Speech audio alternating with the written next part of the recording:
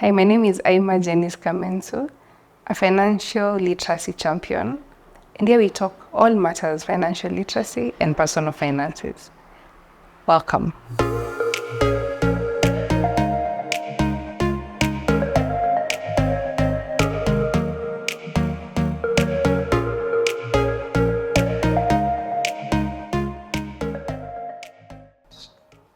Financial literacy, simply put, is knowing how to manage your money. And as someone once said, if you don't know how to manage your money will manage you.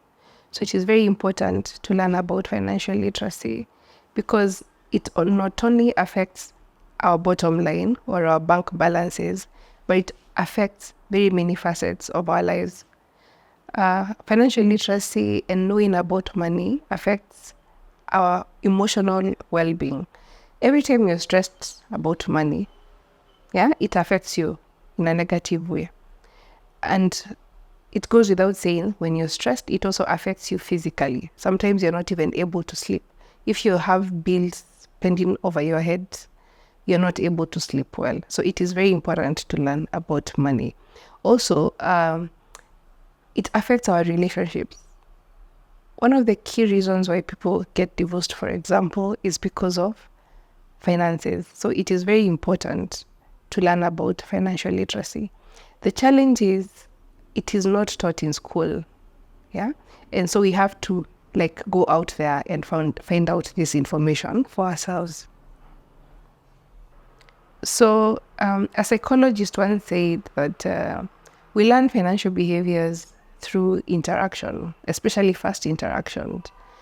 This is what we call more knowledgeable others, the people who we think have that information in our eyes. So it could be your parents, it could be your friends, it could be your peers, and most recently, media. Okay, media has always been there, but now the biggest challenge has been social media. So we learn financial behaviors from all these things, from all these people. Now, from parents, you learn how to interact with money, maybe through how your parents interacted with money. The challenge with learning about money from knowledgeable others is because it does not mean that they know. They're not experts in that field. They're just doing life, So you learn from them, and then you can either learn positive behaviors or you can learn negative behaviors. So it is highly advised that you look for professionals, financial advisors that can guide you. Or even if you're going to learn from more knowledgeable others, make sure that they represent the kind of life that you want to aspire to live. Now, one of the places where we learn financial behaviors is social media, and also media in general, from advertising. Through the course of one's life, you will experience you will interact with very many advertisements, all of them geared towards making you spend your hard-earned money.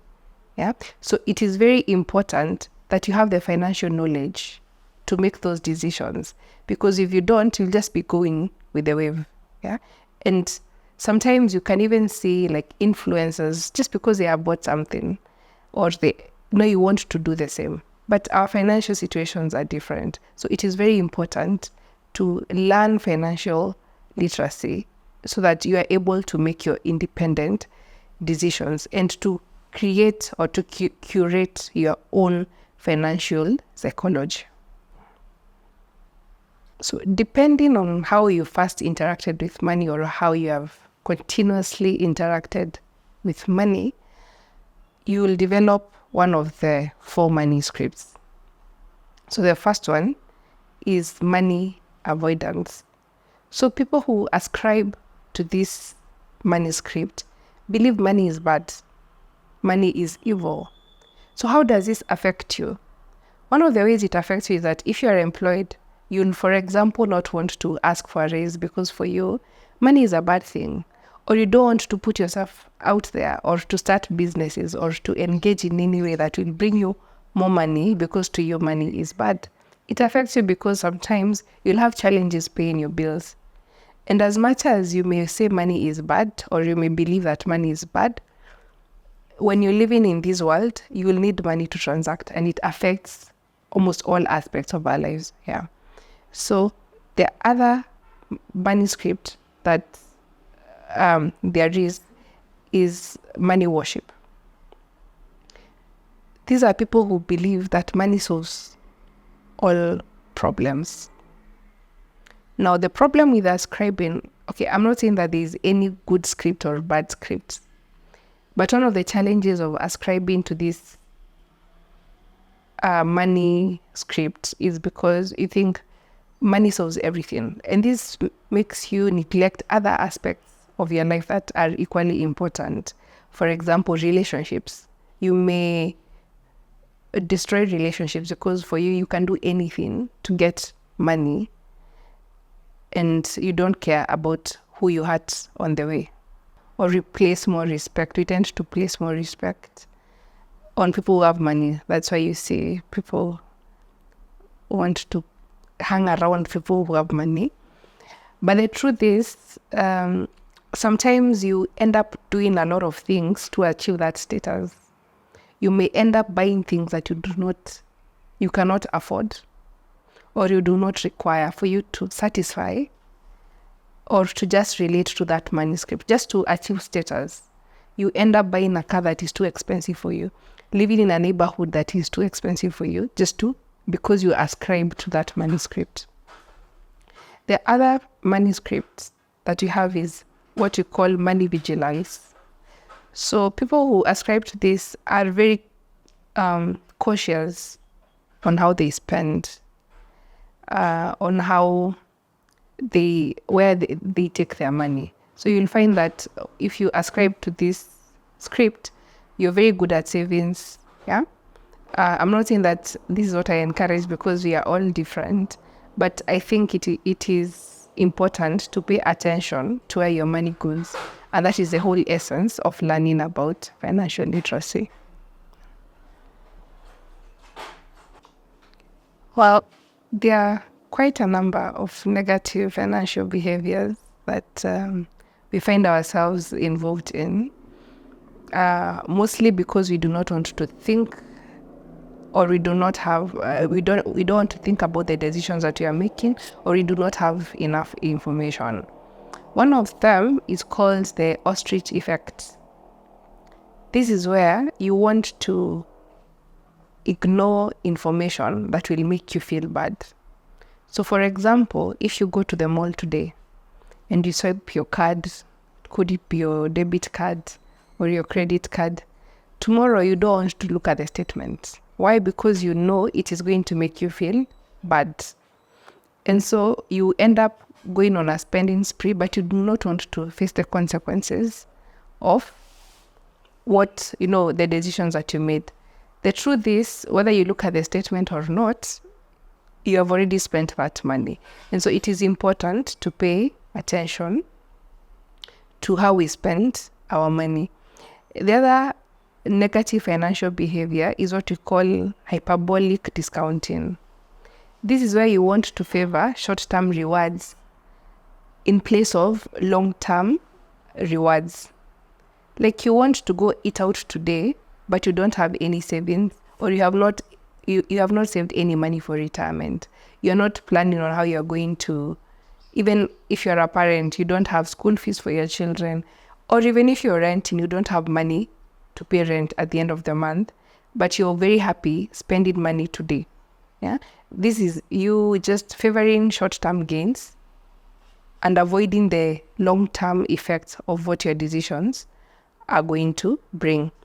The other negative financial behavior is mental accounting. This is where you decide in your head that your money is separate, when truly your money is one big pool, because all your aspects of your life are interconnected. So you find that you may say, I have a holiday fund, I have a school fees fund, I have a rent fund, and then you can find there are sometimes when you have money in your holiday fund, but you don't have money in your rent fund. So you go without paying rent, So that is effect of doing mental accounting? Well, in essence, all your money, you should just budget for it as one. It can come from different pools, but you budget for it in terms of it is going to affect your life.